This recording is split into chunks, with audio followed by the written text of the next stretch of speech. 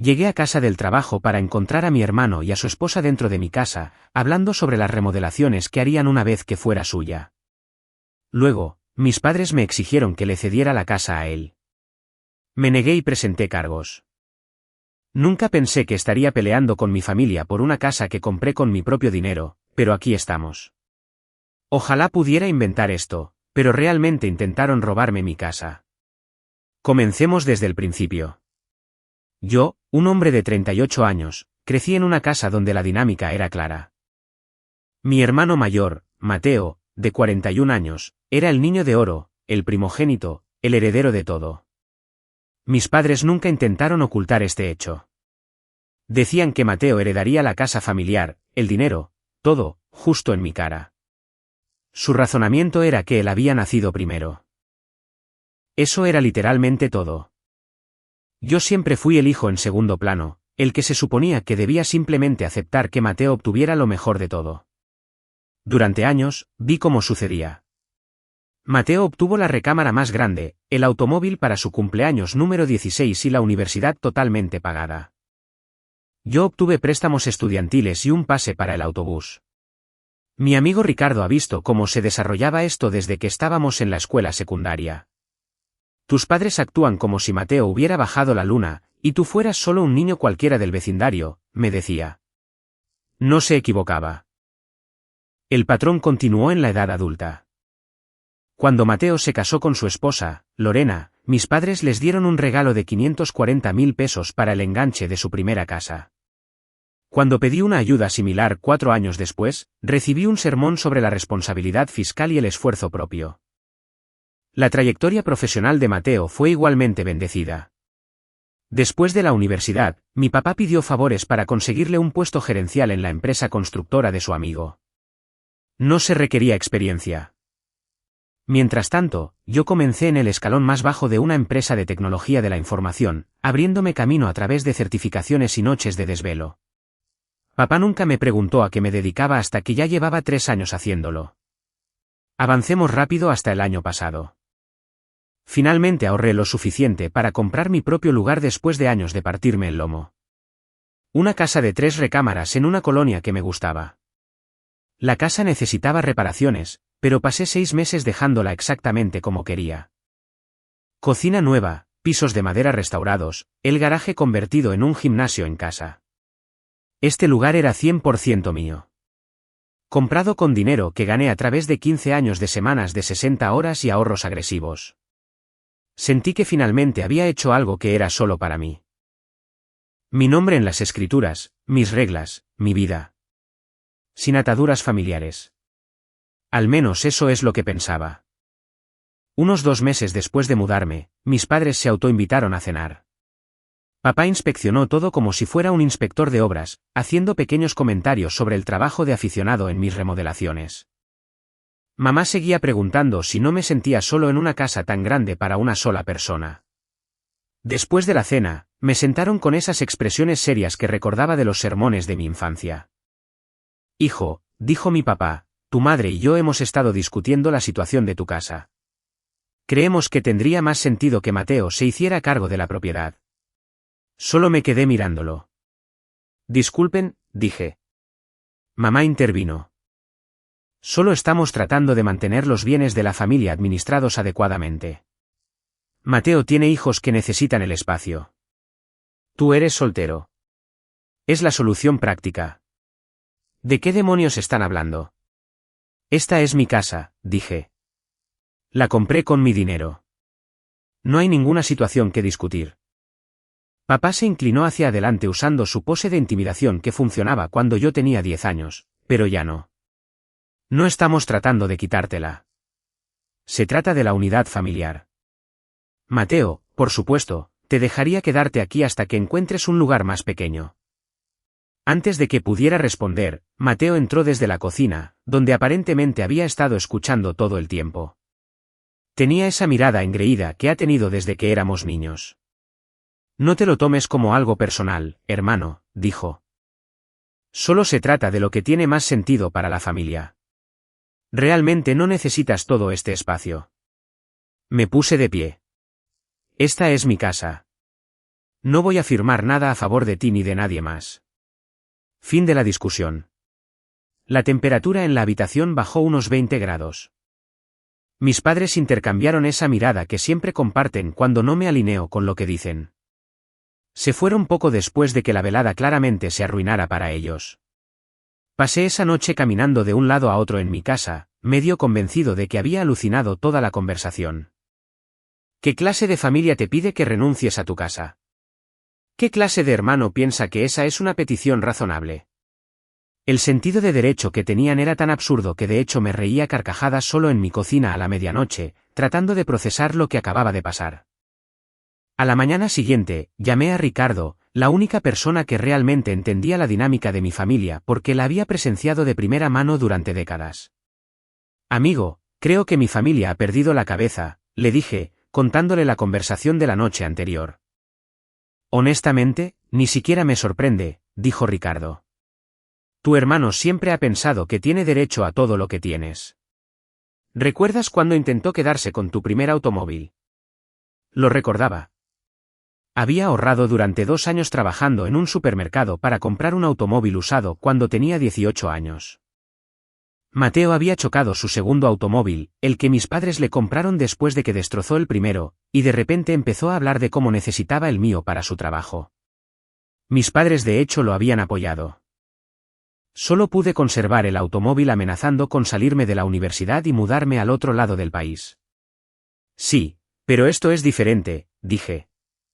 Esta es mi casa. ¿Cómo podrían pensar que simplemente se las entregaría? Porque en realidad nunca les has hecho frente antes, señaló Ricardo. No de forma definitiva. Te has quejado. Has discutido. Pero al final, siempre te presentabas en las fiestas. Siempre te portabas bien. Piensan que esta vez también cederás. Tenía razón. Había pasado décadas tragándome mi resentimiento en aras de la paz familiar. Esta vez sería diferente. Después de esa visita, las cosas escalaron más rápido de lo que esperaba. Mamá empezó a enviar mensajes de texto constantemente con chantajes emocionales. La familia debe apoyarse mutuamente y los hijos de Mateo merecen un hogar estable. ¿Y por qué estás siendo tan egoísta? Papá me llamaba con discursos sobre la responsabilidad hacia el apellido de la familia y pensar más allá de mí mismo. Mi tía Susana, la hermana de mamá igualmente convencida de tener derechos sobre los demás, también empezó a llamarme. Tu primo le dio su primera casa a su hermano mayor cuando se casó. Eso es lo que hace la familia, me sermoneó. Le recordé que a su hijo su abuelo le había regalado una casa, por lo que no era exactamente la misma situación. Me colgó el teléfono. Mateo fue el peor de todos. Empezó a aparecer sin avisar con su esposa Lorena, quien es el equivalente humano del corte de cabello de déjame hablar con el gerente. Caminaban por mi casa, señalando cosas, discutiendo lo que cambiarían una vez que fuera suya. Esta pared debería tirarse, decía Lorena, golpeando la pared de mi sala de estar. Necesitamos un concepto abierto para las reuniones. Las primeras veces intenté mantenerme civilizado, recordándoles que esta era mi casa y que no la iba a vender ni transferir. Solo sonreían y asentían como si yo fuera un niño haciendo un berrinche. Entendemos que estés encariñado con el lugar, decía Lorena en su tono condescendiente. El cambio es difícil. Sus hijos de 8 y 10 años, ambos malcriados hasta la médula, corrían descontrolados por mi casa. Saltaban sobre los muebles, dejaban lodo en mis pisos nuevos y jugaban con mis cosas mientras Mateo y Lorena no hacían nada para detenerlos. Los niños siempre serán niños, decía Mateo cada vez que yo señalaba su comportamiento, como si la destrucción de la propiedad fuera una fuerza inevitable de la naturaleza. Luego, un sábado, llegué a casa del gimnasio y encontré la camioneta de Mateo estacionada en mi entrada, con su familia dentro de mi casa. Habían usado la llave de repuesto que estúpidamente guardaba debajo de una piedra para emergencias. Estábamos por el vecindario, dijo Mateo casualmente mientras sus hijos literalmente rayaban la pared de mi comedor con marcadores. Tomen a sus hijos y lárguense, dije. Ahora Lorena me dio su clásica mirada de indignación ensayada. Solo están jugando. No seas tan amargado. Recuperé mi llave y cambié las cerraduras. Esa tarde, Ricardo vino a ayudar y no podía creer lo que estaba pasando. Amigo, este es otro nivel de descaro, dijo mientras instalábamos nuevos cerrojos de seguridad. Documenta todo. Siguiendo su consejo, instalé cámaras de seguridad que cubrían todos los puntos de acceso de mi casa y comencé a llevar un registro de cada interacción. El peor incidente ocurrió unos 3 meses después de que compré el lugar.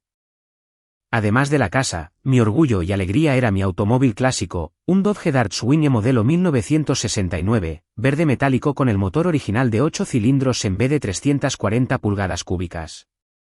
Había pasado 2 años restaurándolo. Incontables fines de semana, noches trasnochando en el garaje, miles de pesos en piezas. Hice la mayor parte del trabajo yo mismo, desde reconstruir el carburador hasta retapizar el interior. Ese automóvil representaba miles de horas de mi vida. Estaba en la cocina cuando escuché un extraño sonido de raspado que venía de la entrada. Miré por la ventana y vi a Diego, el hijo de 10 años de Mateo, arrastrando deliberadamente una piedra a lo largo del costado del copiloto de mi Dart, haciendo un rayón profundo desde el faro delantero hasta la calavera trasera. Salí corriendo, con la sangre hirviendo. ¿Qué demonios estás haciendo?, grité.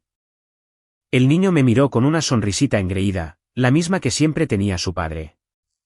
Es solo un automóvil viejo y estúpido, dijo, aún sosteniendo la piedra. Perdí el control. Le quité la piedra de la mano y la tiré al otro lado del patio, luego lo empujé, no fuerte, pero lo suficiente para que cayera de sentón, luciendo sorprendido. «Aléjate de mi automóvil», grité con los dientes apretados. El niño empezó a llorar a mares como si le hubiera roto el brazo.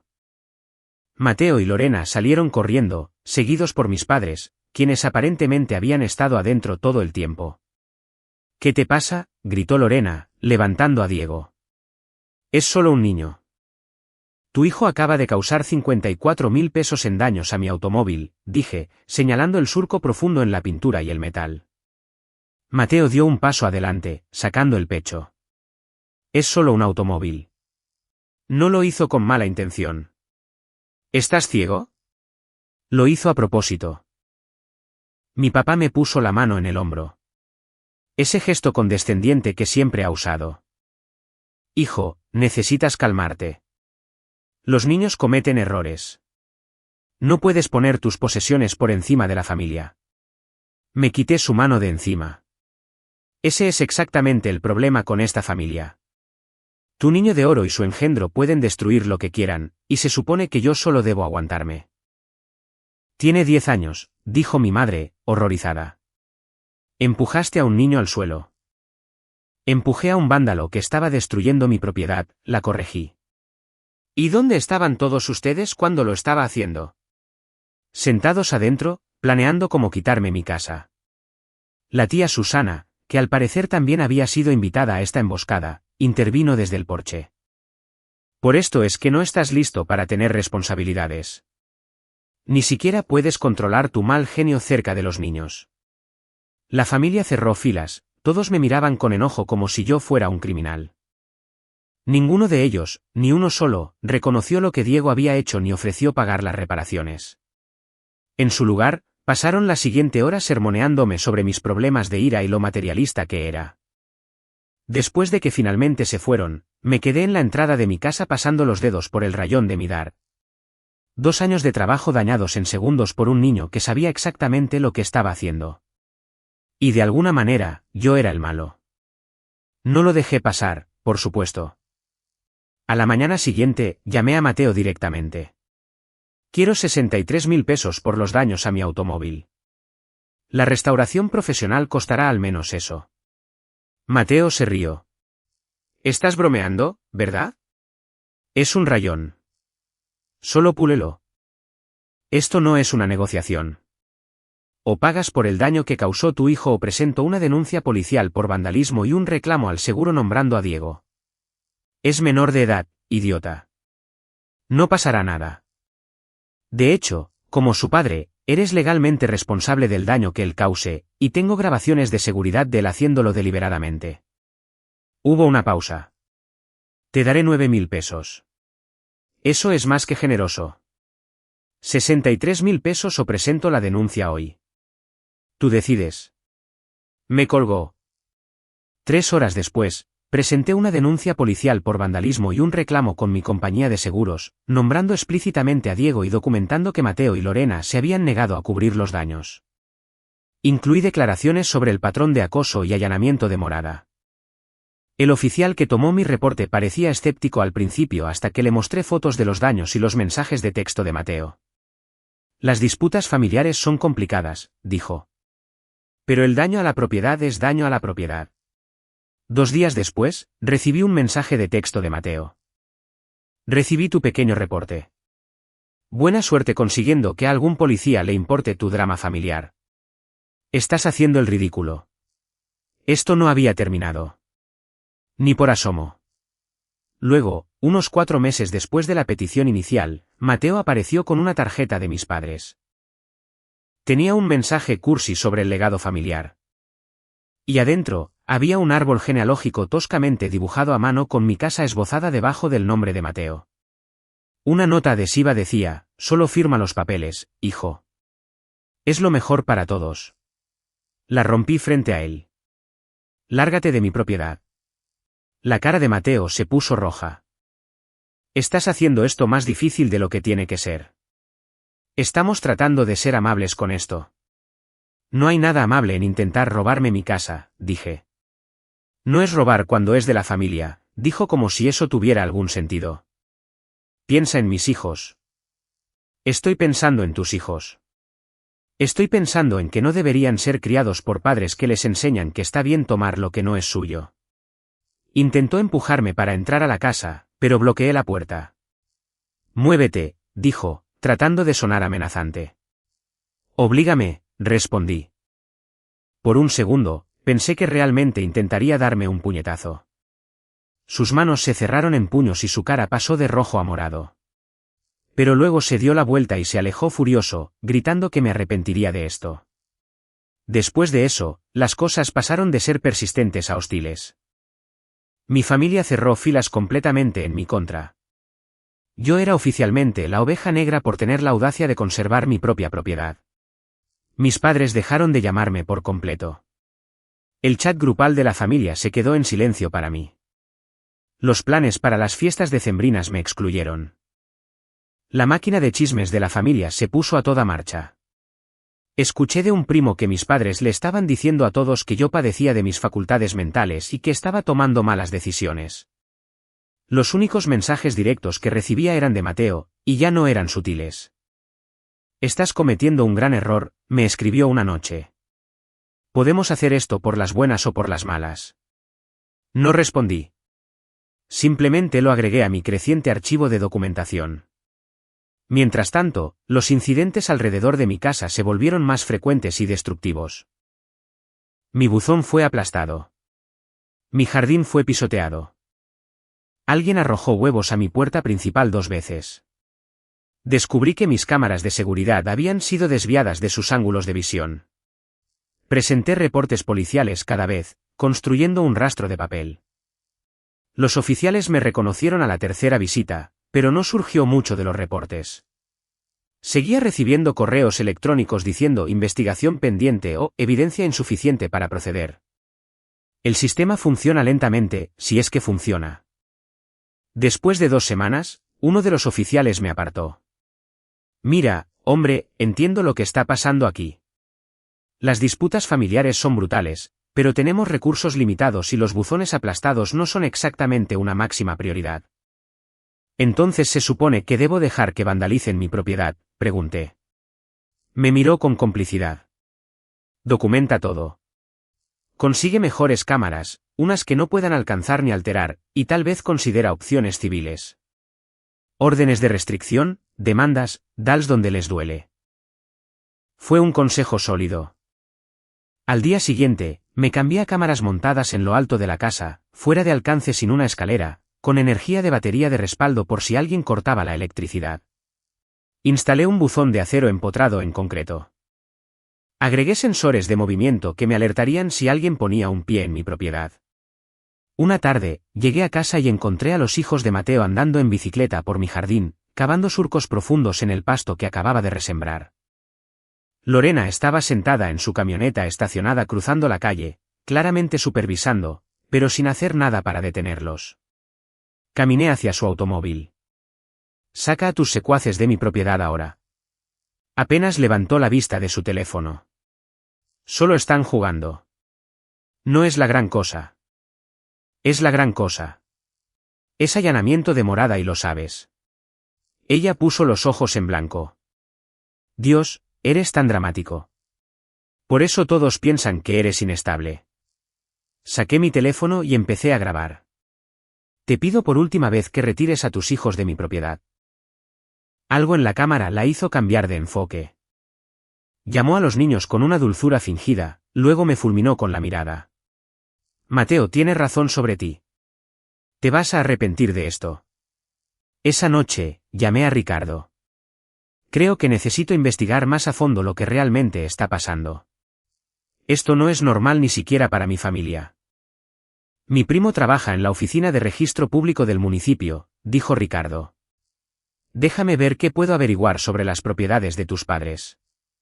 Mientras esperaba la información de Ricardo, decidí adoptar un enfoque más proactivo. Revisé las redes sociales de Mateo y noté algo interesante. Para alguien que actuaba como si le fuera genial, había señales sutiles de tensión financiera. Las vacaciones familiares que habían estado planeando durante meses desaparecieron de repente del perfil de Instagram de Lorena. La página de negocios de Mateo no se había actualizado en semanas. Su hijo mayor de repente estaba en una escuela pública en lugar de la privada de la que siempre alardeaban. También recordé que Mateo había sido extrañamente impreciso sobre su negocio de construcción durante los últimos 2 años. Cada vez que la familia preguntaba cómo le iba, daba respuestas genéricas sobre planes de expansión y nuevos proyectos en el horizonte, pero en realidad yo nunca había visto ninguna evidencia de esos proyectos. Algo no cuadraba. El nivel de desesperación que mostraban por quedarse con mi casa parecía desproporcionado. Mateo siempre había sido un engreído, pero esto iba más allá de eso. Esto se sentía como pánico. 2 semanas después, recibí una extraña llamada de mi banco. El departamento hipotecario quería verificar cierta información sobre una solicitud reciente que incluía mi propiedad. No he solicitado nada, le dije a la mujer por teléfono. Tenemos una solicitud de refinanciamiento con su propiedad listada como garantía secundaria. Eso es imposible, dije. No he refinanciado nada. Hubo una pausa. La solicitud fue presentada por Tomás y Linda Hernández. Mis padres. Sentí un nudo en el estómago. Ellos no son dueños de mi casa. Yo lo soy. Eso es lo que nuestro proceso de verificación señaló, dijo. La documentación presentada no coincide con nuestros registros. Pregunté qué documentación habían presentado. No puedo compartir todos los detalles, pero parece que intentaron incluir su propiedad como parte de un fideicomiso familiar. Nuestro proceso de verificación detectó la discrepancia. Después de colgar, llamé a Ricardo, quien vino de inmediato con una carpeta de documentos que su primo había conseguido. Lo que encontró lo cambió todo. El patrimonio familiar, el legado que mis padres tanto hablaban de preservar, estaba hipotecado hasta el tope, no solo una vez, sino 3 veces en la última década. Cada refinanciamiento coincidió con una inyección de efectivo a las empresas de Mateo, todas las cuales habían fracasado silenciosamente. La empresa constructora de Mateo había quebrado hace 2 años. Su grupo de inversión inmobiliaria se disolvió tras una demanda de la que nunca me enteré. Su bar deportivo cerró a los 8 meses de abrir. Cada fracaso había sido encubierto por mis padres sacando más capital de su casa. Hay más, dijo Ricardo, señalando documentos recientes. Tienen 6 meses de atraso en los pagos. El banco ha iniciado los procedimientos de embargo. De repente, todo cobraba sentido. No estaban detrás de mi casa por alguna tradición familiar. Necesitaban mi propiedad para salvarlos de la ruina financiera que habían creado financiando los fracasos de Mateo. A medida que profundizábamos en los registros municipales y en los documentos de préstamos disponibles públicamente, encontramos algo aún peor. Mis padres habían intentado recientemente sacar un nuevo préstamo usando documentos falsificados que afirmaban que eran dueños de mi casa como una propiedad secundaria. El proceso de verificación del banco lo había detectado, pero lo habían intentado. Así es como lo hicieron, dijo Ricardo, señalando un documento notariado. Crearon un fideicomiso familiar falso fechado hace 3 años, enumerando todas las propiedades de la familia, incluyendo tu dirección. Aunque tú no la poseyeras. Luego pusieron fechas anteriores a todo y falsificaron lo que parece ser tu firma como fiduciario. Luego intentaron presentar una escritura de renuncia transfiriendo su porción de tu casa para usarla como garantía del préstamo. El intento de fraude estaba documentado en blanco y negro. Habían usado mi dirección, los detalles de mi propiedad, pero habían reemplazado mi nombre con los suyos en las solicitudes de préstamo. Y ahí estaba la firma de Lorena como testigo en varios de los documentos. Ella no era solo una espectadora. Estaba activamente involucrada. Me sentí asqueado al leer todo el papeleo, no solo por la traición, sino por la pura incompetencia de todo el asunto. ¿Realmente pensaron que los bancos no verificarían la propiedad del inmueble? ¿Pensaron que yo no me daría cuenta si mi casa fuera de repente parte de su garantía? La desesperación era obvia. Armado con esta información, contacté a una abogada especializada en fraudes inmobiliarios. Se reunió conmigo en su oficina a la semana siguiente, tomándose su tiempo para revisar mi carpeta de 8 centímetros de evidencia, fotos, mensajes de texto, correos electrónicos, registros de propiedad, documentos de préstamos y reportes policiales. Esto es en realidad bastante sencillo, me dijo después de revisar todo. Han intentado cometer fraude de préstamos, robo de identidad y falsificación de documentos. Tenemos múltiples opciones. ¿Qué recomienda?, pregunté. Se recostó en su silla. Bueno, la opción nuclear sería presentar cargos penales. Podrían enfrentar un tiempo serio en prisión por la falsificación y el fraude. La ruta civil sería una orden de restricción contra todas las partes, seguida de una demanda por daños y perjuicios y por el intento de robo de la propiedad. Asentí. Y si quisiera mantener esto algo contenido, dijo, podrías usarlo como ventaja. Amenazar con acciones legales a menos que cumplan ciertas condiciones, como dejarte a ti y a tu propiedad en paz de manera permanente. Lo pensé. Por muy enojado que estuviera, la idea de que mis padres fueran a la cárcel no me agradaba. No porque no se lo merecieran, sino porque causaría una explosión familiar que se prolongaría durante años. Quería que esto terminara, no que se prolongara. Preparémonos para todas las opciones, le dije. Redacte el papeleo tanto para los cargos penales como para una demanda civil, pero espere para presentarlo. Quiero intentar un enfoque más primero. La siguiente vez que Mateo apareció sin avisar, mi teléfono me alertó antes de que siquiera llegara a la puerta principal. Abrí la puerta antes de que pudiera intentarlo. Allanamiento de morada otra vez, Mateo. Movimiento audaz considerando que ya tengo una pila de reportes policiales con tu nombre en ellos. Intentó pasar junto a mí. Tenemos que hablar. Bloqueé la entrada. No, no tenemos que hacerlo. Todo pasa por mi abogada ahora. Abogada, no seas ridículo. Este es un asunto familiar. Déjate de estupideces de una vez. Familia mis narices. Intentaste robar mi casa y mi identidad. Por cierto, la cámara de seguridad está grabando toda esta conversación. Por primera vez, vi un miedo real cruzar por su rostro. Se retiró a su automóvil sin decir una palabra más. Al día siguiente, hice que mi abogada enviara cartas formales de cese y desistimiento a mis padres, a Mateo, a Lorena y a la tía Susana.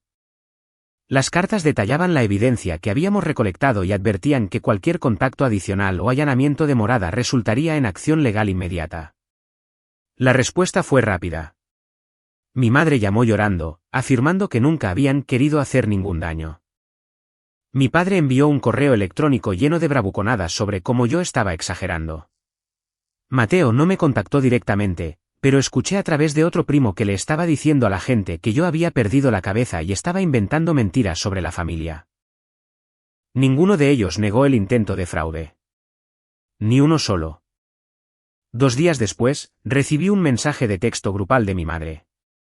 Reunión familiar el domingo a las 2 de la tarde. La asistencia es obligatoria. Pasé los siguientes 4 días organizando mi evidencia con mi abogada. Compilamos una carpeta con separadores, documentos de propiedad, cronología de acoso, fraude financiero, vandalismo, cada mensaje de texto, correo electrónico y foto, ordenados cuidadosamente y con su marca de tiempo. Me presenté con Ricardo esperando en su automóvil al final de la calle como respaldo. Toda la familia estaba allí. Mis padres, Mateo y Lorena, sus hijos, la tía Susana y un par de primos, claramente traídos como refuerzos. Mi papá comenzó con su habitual discurso patriarcal sobre la familia, la unidad y el respeto. Mamá lo siguió con comentarios llorosos sobre cómo yo estaba destrozando a la familia con mi egoísmo. Dejé que terminaran. Luego coloqué mi gruesa carpeta sobre la mesa.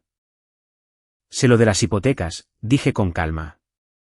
Sé lo del intento de fraude de préstamo usando mi propiedad. Sé de los procedimientos de embargo. ¿Lo sé todo? La sala se quedó en silencio. El rostro de Mateo perdió el color. Mi madre se detuvo a mitad de un sollozo. Recibí una llamada del banco, continué. Están muy interesados en las solicitudes de préstamos falsificadas donde mi propiedad figura como garantía. Mi padre intentó recuperar el control. Todo esto es un malentendido. 3 hipotecas para financiar los negocios fracasados de Mateo no son un malentendido, interrumpí. Falsificar documentos para obtener un préstamo usando mi casa no es un malentendido. Es fraude. Mateo se puso de pie, señalándome. Tú, pequeño malagradecido. Siéntate, dije, sin levantar la voz. No he terminado. Ya presenté una denuncia policial por el vandalismo a mi automóvil. He documentado cada allanamiento, cada amenaza, cada intromisión. Tengo un rastro de papel de 1 kilómetro de largo, y estoy preparado para presentar cargos por todo ello. El timbre sonó, interrumpiendo mi discurso. Mi padre pareció aliviado por la distracción hasta que la puerta se abrió y entró el tío Roberto. El hermano de mi papá, quien se había mantenido alejado del drama familiar durante años, tenía un aspecto sombrío. Siento llegar tarde, dijo, y luego miró directamente a Mateo. Recibí tu mensaje de que necesitabas más dinero, pero pensé que sería mejor discutirlo aquí. Los ojos de Mateo se abrieron de par en par. Tío Roberto, este no es el momento ni el lugar. El tío Roberto terminó la frase. Creo que es exactamente el momento y el lugar correctos. Te he prestado 1.530.000 pesos durante los últimos 4 años. Dinero que juraste que era para tu negocio. Dinero que prometiste pagar. Ahora me entero de que has estado tomando préstamos de media docena de personas más, incluso intentando usar la propiedad de tu hermano como garantía sin su conocimiento. La sala estalló. Mis padres intentaron hablar por encima del tío Roberto, pero él alzó la voz. He callado demasiado tiempo sobre esto. Su niño de oro aquí presente ha estado manejando un esquema piramidal de un solo hombre a través de esta familia durante años. Me mantuve callado porque tu padre me lo rogó. Dijo que destruiría a la familia si salía a la luz. Pero ya es suficiente. Se volvió hacia mí. Debí advertirte hace años sobre lo que estaba pasando. Mateo tartamudeaba intentando recuperar el control de la narrativa. El tío Roberto está exagerando. He tenido algunos problemas de flujo de efectivo. Has tenido problemas de flujo de efectivo durante una década, interrumpió el tío Roberto. Nunca le has pagado un centavo a nadie en esta familia. Tus negocios fracasan porque desvías todo el dinero a tus cuentas personales. He visto los registros. Mi madre estaba pálida como un fantasma ahora, mirando entre Mateo y el tío Roberto como si estuviera viendo un partido de tenis. Me volví hacia mis padres.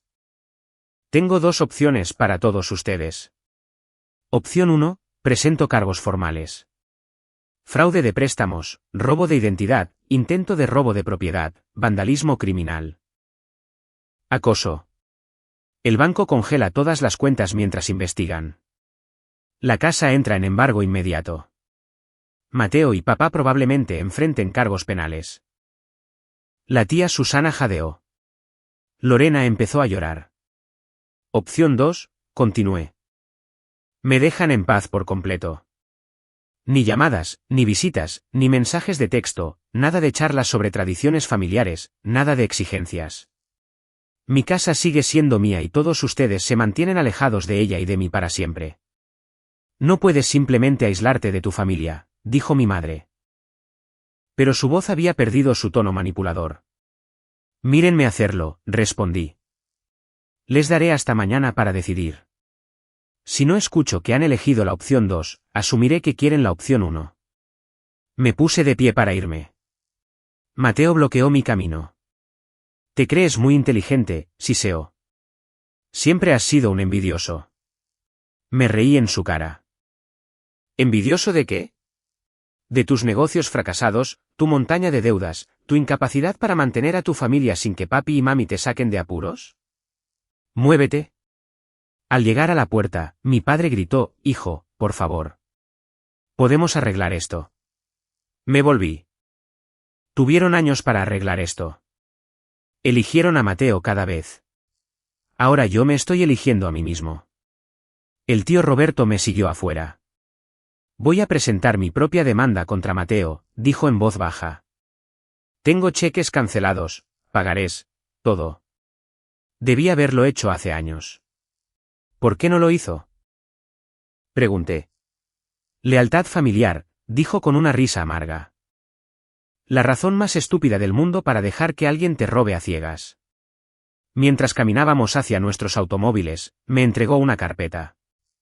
Estas son copias de cada préstamo que le di a Mateo con las fechas y sus promesas sobre el pago.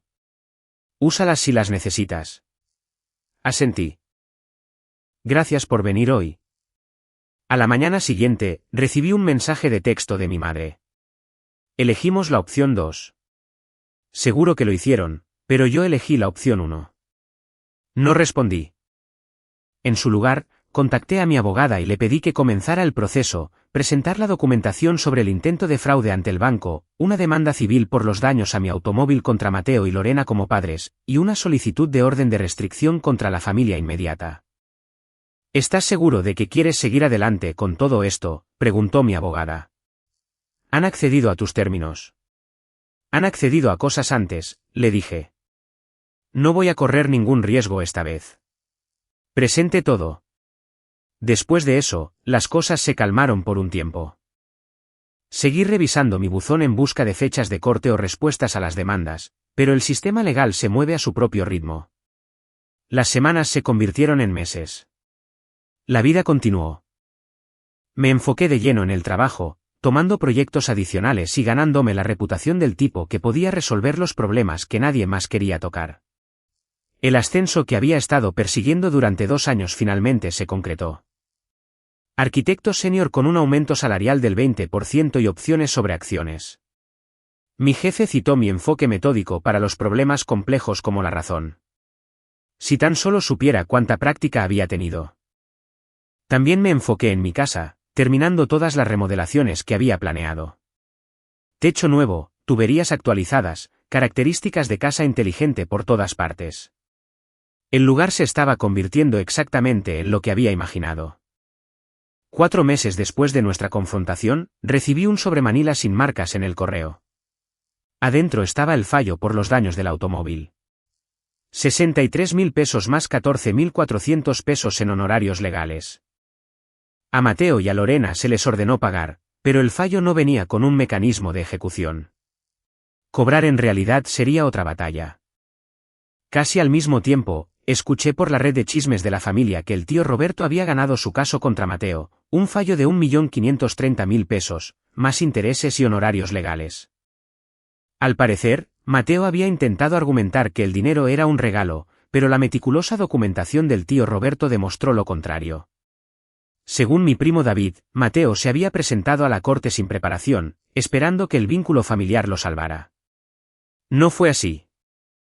Me enteré por los chismes de la familia que las cosas se estaban desmoronando para ellos. La última empresa de Mateo cerró sus puertas discretamente. Ningún gran anuncio de bancarrota, solo un letrero de "se rentar" en la ventana. Un día, Lorena perdió su trabajo en la firma de bienes raíces, no en un despido público, sino a través de una vaga actualización de LinkedIn sobre búsqueda de nuevas oportunidades. Se rumoreaba que alguien le había mencionado el intento de fraude a su jefe y la despidieron discretamente para evitar cualquier asociación con irregularidades hipotecarias. Mis padres comenzaron a evadir las llamadas de los miembros de la familia a los que les habían pedido dinero prestado. Dejaron de presentarse en el club de campo. Sus automóviles desaparecieron y fueron reemplazados por modelos mucho más antiguos. El embargo procedió sin fanfarrias, solo un anuncio en el sitio web del municipio, y más tarde, un letrero de una inmobiliaria en su jardín. La orden de restricción fue concedida después de 2 audiencias reprogramadas y una pila de papeleo. Cuando finalmente llegó la notificación oficial, se sintió anticlimático, solo un documento que indicaba que legalmente debían mantenerse a 150 metros de distancia de mí y de mi propiedad. 6 meses después del gran enfrentamiento, recibí un mensaje de voz de Mateo. Su voz era apagada. Nada de las fanfarronadas habituales. Oye, soy yo. Sé que probablemente no quieras hablar, pero las cosas están difíciles en este momento. Nos estamos quedando con los padres de Lorena, pero no va bien. Los niños la están pasando mal. Me preguntaba si tal vez pudiéramos arreglar algo. Lo borré sin responder. El banco acusó formalmente a mis padres de intento de fraude de préstamos. Evitaron ir a la cárcel, pero recibieron libertad condicional y fuertes multas. Sus reputaciones, que siempre se habían obsesionado por mantener, estaban destrozadas. Me encontré a mi madre en el supermercado 6 meses después. Se veía 10 años mayor, usando ropa que no reconocí, barata o gastada. Hizo el ademán de acercarse a mí, luego se detuvo recordando la orden de restricción. Hijo, necesitamos ayuda, me gritó desde el otro lado del pasillo. No tenemos a dónde ir. La miré y parecía confundida. ¿Somos familia? Sí, dije. No lo somos. Pero no tenemos a dónde ir, repitió.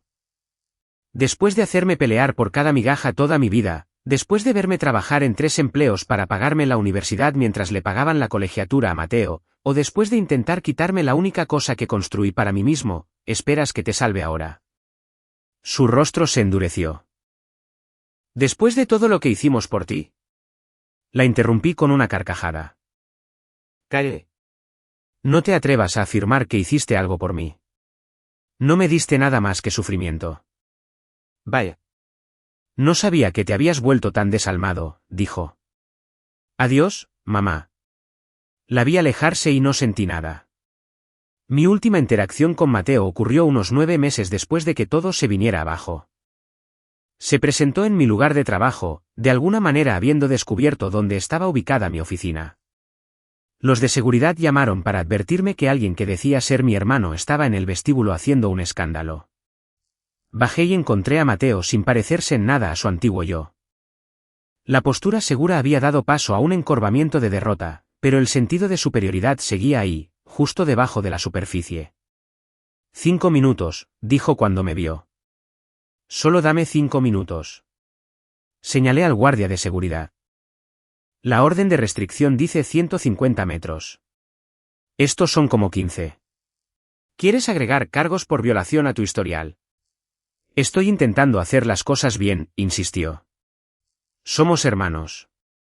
Compartimos el mismo código genético. Eso es todo, le respondí. Mamá y papá lo están perdiendo todo, dijo, con la voz quebrada. Pronto estarán en la calle. ¿Y qué? Por Dios, hombre. Ten un poco de corazón. Son nuestros padres. Me quedé mirándolo. Es gracioso como la familia solo importa cuando necesitas algo. ¿No te importó la familia cuando tu hijo estaba vandalizando mi automóvil, o cuando estabas intentando robar mi casa, o cuando estabas falsificando documentos con mi nombre en ellos? Cometí errores. Está bien, lo admito. Pero van a perderlo todo. Ya lo hicieron, respondí. Al apoyarte a ti en lugar de tratarnos por igual, al hipotecar su futuro por tus fracasos. De hecho tuvo el descaro de parecer ofendido.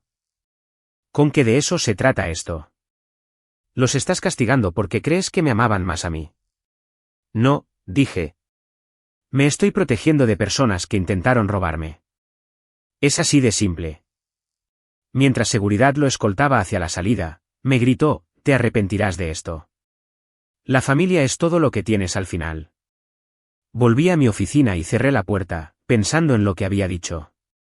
La familia es todo lo que tienes al final. Tal vez eso era cierto para algunas personas, pero no para mí. Después de eso, no volví a saber de ellos. Los siguientes meses fueron pacíficos. Conseguí un ascenso en el trabajo, terminé las remodelaciones de mi casa y empecé a salir con alguien que respetaba los límites. Sacaba el Dodge los fines de semana, con el motor rugiendo como una bestia. A veces, Ricardo y el tío Roberto me acompañaban.